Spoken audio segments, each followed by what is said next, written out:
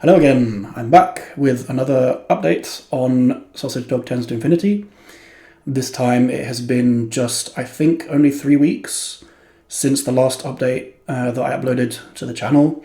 So very happy to be able to be posting updates a little bit more regularly than I even expected that I would be able to, which is a really good sign because it means that development and stuff is coming along quite nicely. I guess I'll start by just giving a little update on like what I've been working on in the last 3 to 4 weeks or so. I'd say that there are kind of two main big things I've been working on recently. The first of which is optimization and just trying to get the game to run smoothly on a variety of like crappy old machines, basically. Because the game is now at a point where the vast majority of like the way the visuals are going to work and the way the gameplay works and the levels and stuff, a lot of that stuff is all kind of set in stone now. And as I've said before, like the level design is all done and everything. So I have the ability now to really go in and try and like fine tune the optimization as much as I can. And one of the machines that I've been kind of testing performance and stuff on is like a 6 or 7 year old like crappy like Lenovo laptop with like an onboard GPU and whatnot. And I've managed to get the game running at like a stable 60 frames on that, which I'm very happy with. So yeah, I definitely want the game to be able to be run on a variety of like crappy old hardware if possible, because it's, relatively speaking, a fairly simple game visually. There's not like a huge amount going on screen at any given time. So I'm very happy that with the results from that so far. I'd say the biggest obstacle or hurdle performance-wise, optimization-wise so far has probably been the fact that the entire game, like all of the levels and everything, take place in like a single scene, basically. Like everything is one seamless scene, which is usually not how most puzzle games of this type are done. Like the vast majority of Sokoban-esque puzzle games, you kind of have like one level and then you load into the next level and you load into the next level. Steven's Sausage Roll was also an exception to that, and it does a similar thing. But most games kind of have their discrete levels, and so the fact that like all of the levels kind of are taking place in one scene definitely posed some challenges when it comes to optimization. But again, like I said, for the most part, I'm pretty happy with where it is now. Obviously, I would like to test it on a bit more of a variety of hardware, and hopefully, when I start getting to the playtesting stage, kind of like internal, not internal, but like closed playtesting.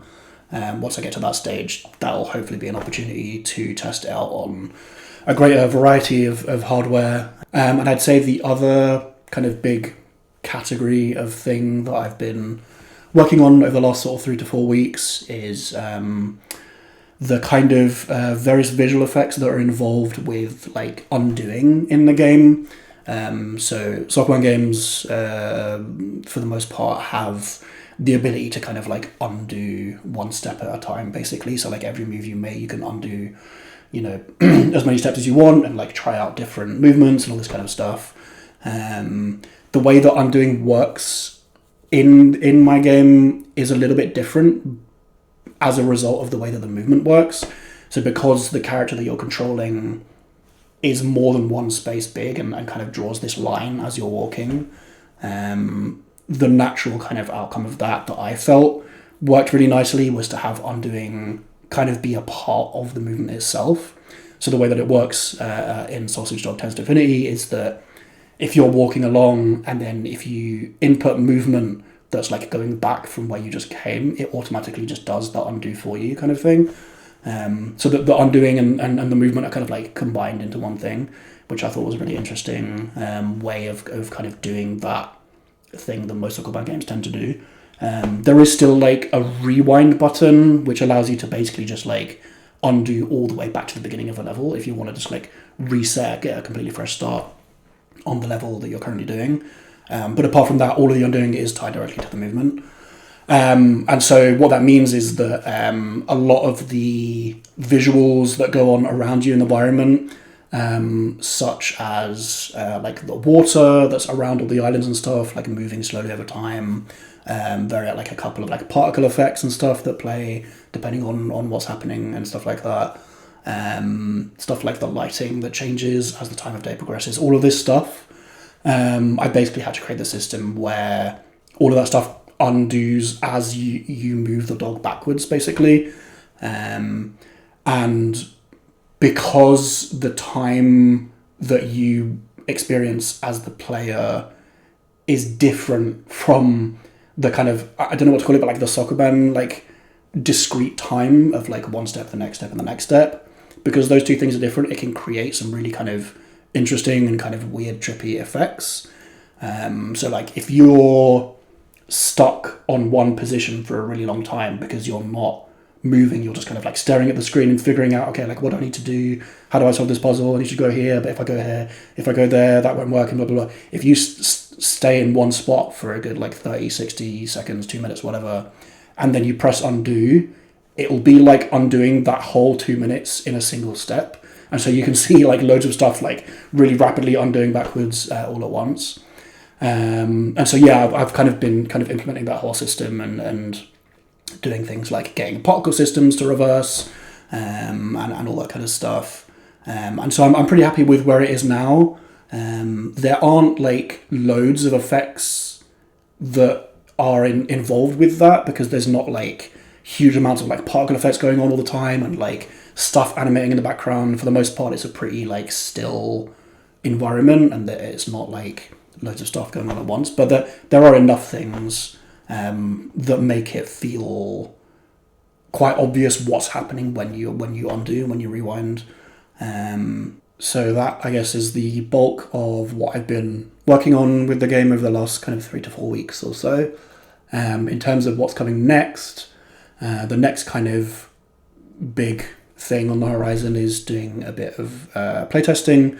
This will just be kind of like closed playtesting of me just sending out the build to a few people here and there just to get some early feedback. Like I said earlier, there are still a couple of things, a couple of assets that need to be finished and implemented specifically for like the ending related stuff.